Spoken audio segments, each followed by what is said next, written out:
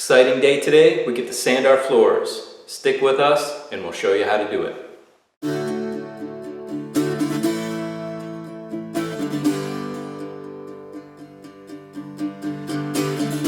Alright everyone, we are sanding our floors today. Well, the portion of the floors that we have in, because we still don't have the living room floor in. The wood hasn't arrived yet.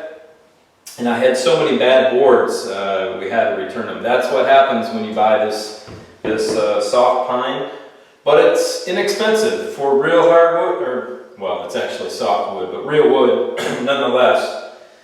Anyway, what we're going to do here is we're going to sand our floors today. We've got our large 8-inch belt sander, a floor belt sander, and first thing you want to do is you want to make sure your floor is fairly clean. I mean, give it a good vacuum, make sure there are no nails sticking up, no big pieces of junk that happen on the construction site. So make sure the floor is clean and nail down or hammer down any nail pops. Right now, this floor is new, so it's a little bit different than finishing a floor that's already there, where you're taking the previous finish off the top of the floor and it's older and you have nail pops, or however the floor was put down previously. In this case, since this floor is new, it's going to be a little bit easier. And the boards that come are fairly smooth to begin with. So you just have to do a light sanding. I'm going to reach down here. These boards are fairly smooth, which is why we chose to only go with one grit of paper, and this is 120. So this is a good halfway point, in my opinion, from really taking down a lot of material in like a 80 grit paper, or even smaller, like a 50 grit, and it's a happy medium between like a really fine grit, like a 220 or beyond. It's kind of right in the center, and I think it's going to give us a nice smooth finish. I did some hand sanding last night, and we'll show you how to do that as well. And that 120 that I have on my random orbital hand sander, which you use around the edges, was perfectly fine, and it gave a very, very nice smooth finish. And it's going to take that putty off, and it's going to also sand down properly any bumps or imperfections that you've got in there. So this tool right here, this 8-inch belt sander, is great. It's got its own dust bag here, but what we are going to also do, I think I'm going to run it with the bag for a while and see how the dust is.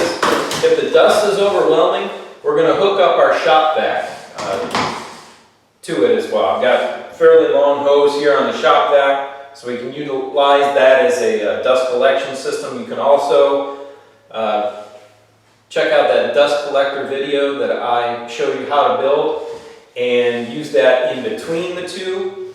Right now I've got a bag inside my shop vac, so that's protecting my filter, and so I'm not worried about the dust really clogging up the filter, because everything's going into the bag inside. And so let's get started. We'll show you how to do it. The best method to use, in my opinion, is to go diagonally on the boards. That's going to kind of mesh the boards together better, I guess you could say. Instead of going with the grain on the boards, going against the grain is going to give you a nicer finish, and it's going to knock down any edges between the boards.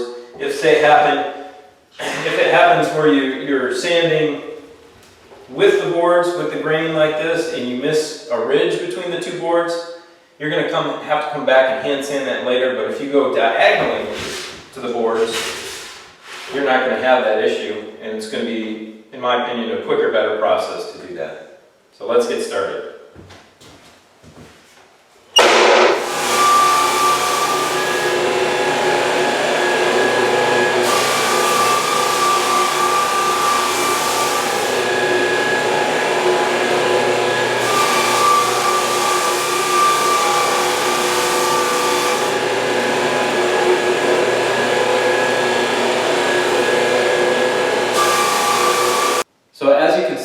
was manipulating the drum. This lever here raises and lowers the drum. When you stop your path and you're going to change direction, you want to take the drum back up, because if you hesitate and stop for too long a period of time, it's going to give you an indentation in the floor, especially in this really soft pine. So as you come to the end of your path, you want to gradually raise the drum and then lower it back as you change direction. Some models of sanders do not have this lever, so what you want to do is physically push down on the back of the sander, and that will raise the drum, and then let it back down when you continue your path in the other direction.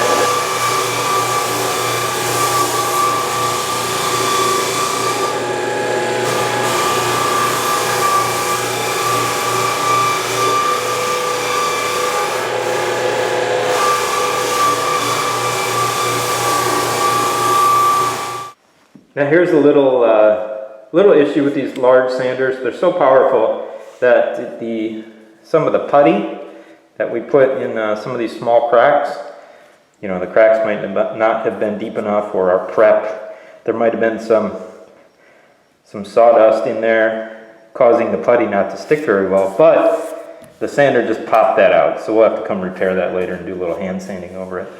But all right, now that we've got our floor nice and smoothed out with our large belt sander, we need to go around the edges because that just doesn't reach to the edge. I've got a random orbital sander here, same grip paper, and you know, they rent tools like this. They rent what's called an edge sander. You know, I didn't feel it was necessary, since I had this, to rent yet another tool. It's a little bit bigger. I think it's an 8-inch disc. This is a 5-inch disc, and this is going to do the job just as well, in my opinion. So we're going to go along the edge here where the large machine missed, and just clean it up, make the edge smooth.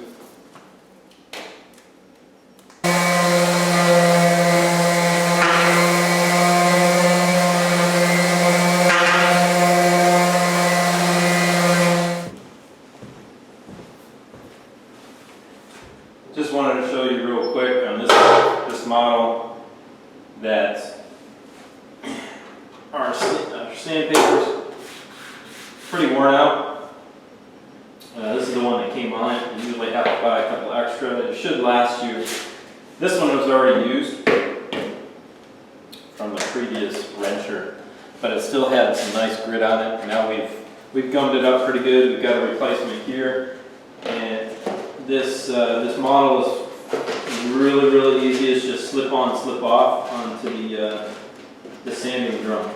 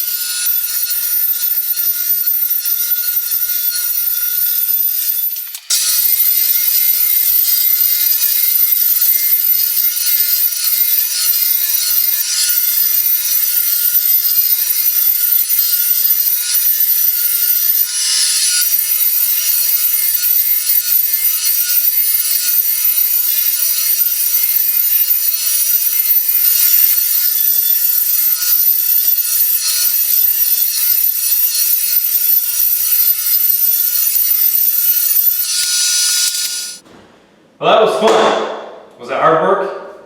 Yeah. The thing is powerful. It pulls you. And when you're pulling back on it, you're really using a lot of quads. Great workout. Turned out great. I'm really happy with it. Nice. Smooth finish. Thanks for watching, everyone. Leave me any comments you have in the comment section below. Give us the thumbs up. It really helps our channel. And we thank you very much. We'll see you later. We hope you're enjoying these videos. There's something to be said about working on your own home with your own two hands.